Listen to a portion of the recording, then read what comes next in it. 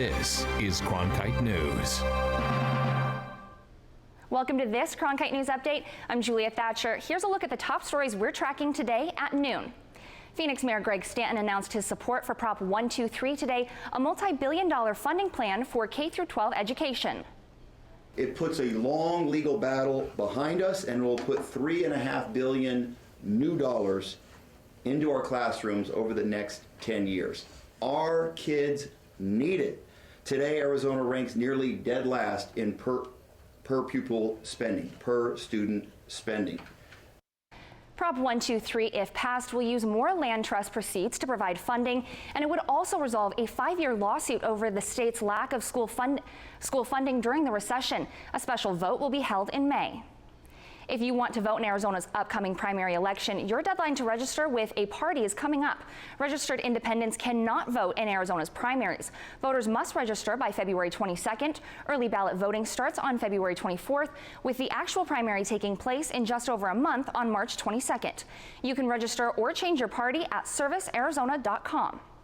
A Senate panel unanimously passed a measure that would allow residents to sue if state officials enforce executive actions regarding gun control. Snowflake Senator Sylvia Allen sponsored Senate Bill 1452, which would prevent cities, counties, or towns from knowingly enforcing or cooperating with any executive order that limits Second Amendment rights. The Senate Federalism Committee passed the measure with a 4-0 vote.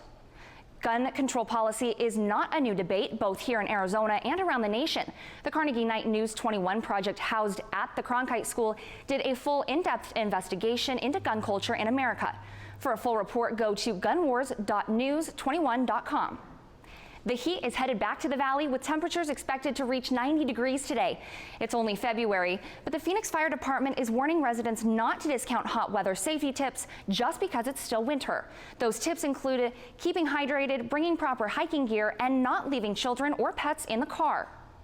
Pope Francis is continuing his visit through Mexico, visiting hospitals, holding masses, and drawing crowds of thousands.